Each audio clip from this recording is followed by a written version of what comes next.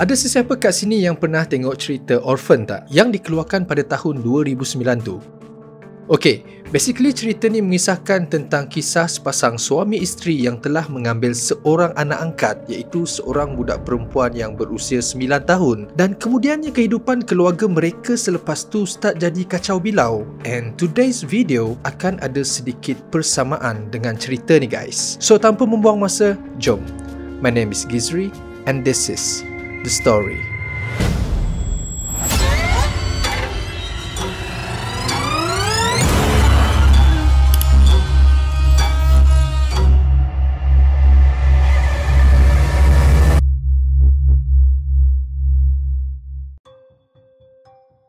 Kejadian ini berlaku di sebuah tempat yang dipanggil Bandar Cotabato di dalam negara Filipina, di mana mereka di area tu telah digemparkan dengan penemuan mayat dua orang adik-beradik, iaitu Chrysel Gwen yang berusia 18 tahun dan adiknya Chrysel Louise yang berusia 16 tahun.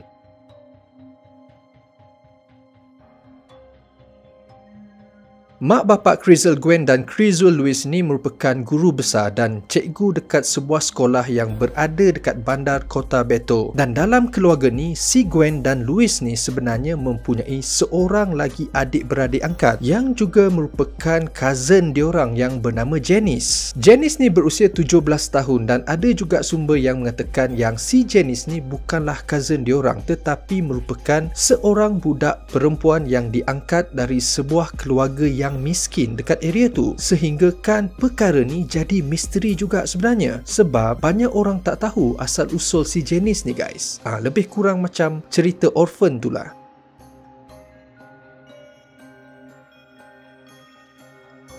Hubungan Gwen dan Janice kalau dilihat dari segi luarannya, kita akan tahu yang diorang berdua ni memang sangat-sangat rapat. Diorang akan selalu bersama-sama tau. Makan bersama-sama, tidur sama-sama, ber-TikTok sama-sama dan macam-macam lagi guys. Sebenarnya si Gwen ni lah yang pergi convince kat mak bapak dia untuk mengambil si Janice ni sebagai anak angkat keluarga diorang.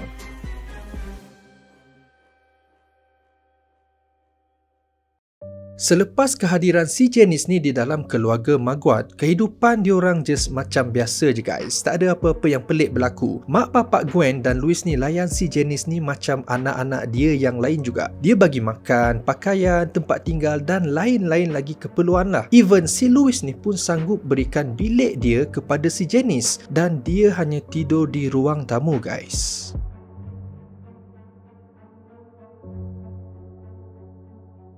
Pada hari kejadian tu, mak bapak Gwen, Louise dan Janice ni berada di sekolah sebab diorang tengah bekerja pada waktu tu, manakala ketiga-tiga orang anak mereka ni berada dekat rumah macam biasa. Tetapi dalam jam 3 petang pada hari tu, Mr. Maguad iaitu bapa kepada mereka semua ni telah menerima satu teks message yang mengatakan ada penceroboh yang telah memasuki rumah diorang. Tak fikir panjang guys, bapa dia terus pecut pulang ke rumah dengan serta-merta. Dan apabila dia sampai dekat rumah, alangkah terkejutnya Mr. Maguad ni bila mendapati mayat kedua-dua anaknya iaitu Gwen dan Louise berada di lantai berlumuran darah. Dan dia cuba cari juga di manakah Janice berada. Lepas tu dia pun menjerit-jeritlah nama Janice, and suddenly Janice keluar dari bilik tempat persembunyiannya dalam keadaan menangis-nangis. Maksudnya time tu dia seorang sahaja yang terselamat.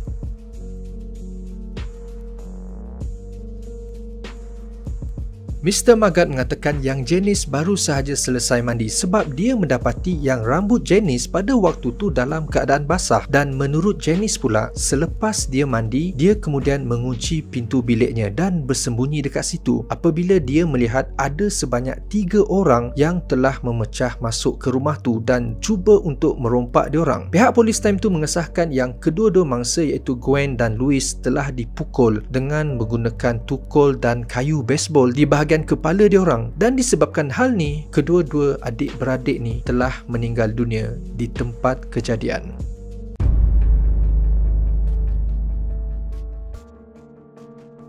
Tapi ada satu benda yang memuskilkan terjadi pada hari kejadian tu guys. Janice dikatakan sewaktu dia bersembunyi di dalam bilik tu, dia sempat lagi membuat satu posting di dalam Facebook dia yang kira-kira bermaksud macam ni. Guys, tolong, ada orang pecah masuk rumah and nak rompak kita orang. Aku tengah bersembunyi dalam bilik. Please help us. Lepas tu ada emoji nangis yang dia letak dekat posting tu. Yang peliknya, kenapa dia tak call terus pihak polis? Kenapa tak call minta bantuan? Macam pelik kan kalau kita fikir secara logik. Pihak polis Filipin juga telah mengeluarkan satu arahan kira macam reward lah untuk sesiapa sahaja yang mempunyai info pasal ketiga-tiga orang pembunuh dan perompak yang telah memecah masuk ke dalam rumah keluarga Maguad seperti yang diklaim oleh si Janice.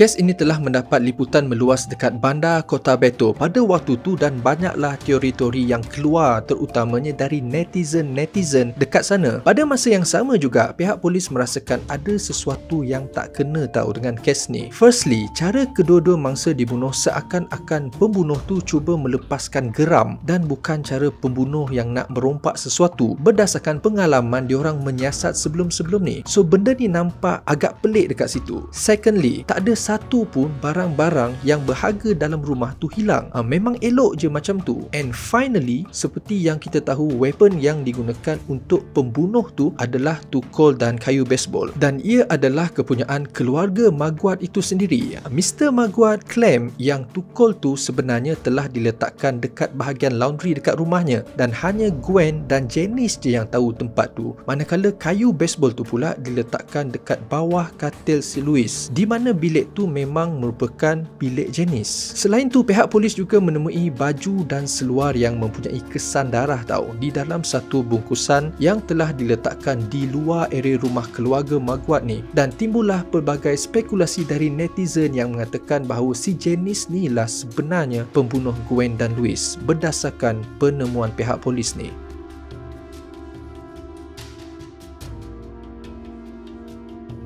Banyak benda yang memuskilkan terjadi pada waktu sebelum dan selepas insiden pembunuhan Gwen dan juga Louis. Si Janice ni dikatakan tiba-tiba telah menghantar satu teks message kepada mak bapa angkat dia dengan memanggil mereka sebagai ibu dan bapa. Sebab sebelum-sebelum ni dia tak pernah pun memanggil mereka berdua tu macam tu. Seolah-olah dia macam nak jadikan Mr. dan Mrs. Maguad tu hak mutlak dia tahu. Selain tu, korang ingat tak yang aku cakapkan awal-awal tadi? Mr. Maguad bila dia sampai dekat rumah time insiden pembunuhan tu, dia ternampak yang si Janice ni baru je lepas mandi. Macam agak pelik jugalah dekat situ. Si Janice ni seolah-olah baru je lepas membersihkan kesan-kesan darah yang ada dekat dia.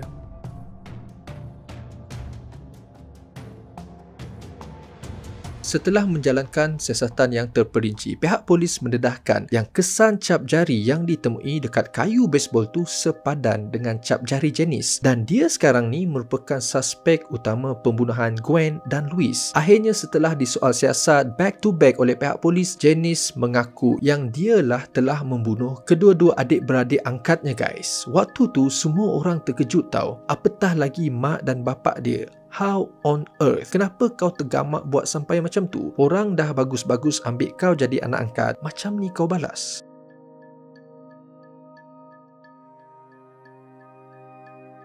Sebenarnya orang masih tertanya-tanya dari mana datangnya si Janice ni. Ada yang cakap dia berasal dari keluarga yang susah dan mak bapak kandungnya selalu mendera dia orang sehinggalah dia lari dan macam-macam lagi teori guys. Selain tu, Mr. dan Mrs. Maguad juga mengatakan bahawa kemungkinan si Janice ni jealous dekat si Gwen kerana si Gwen ni boleh dikatakan agak berjaya dalam hidup dia dan disayangi oleh mak bapaknya. Dan sampai sekarang pihak polis masih lagi menyiasat bagaimana dia boleh membunuh kedua-dua orang yang lebih besar dari dia. Adakah ada someone yang pergi tolong dia or macam mana? Semuanya masih lagi menjadi persoalan sehingga ke hari ini.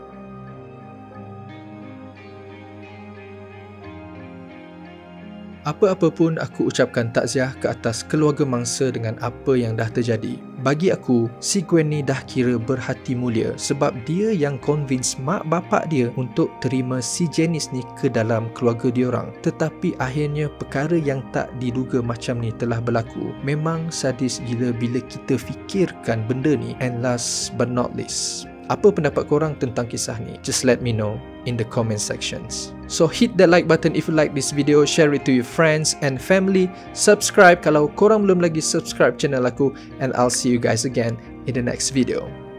Peace.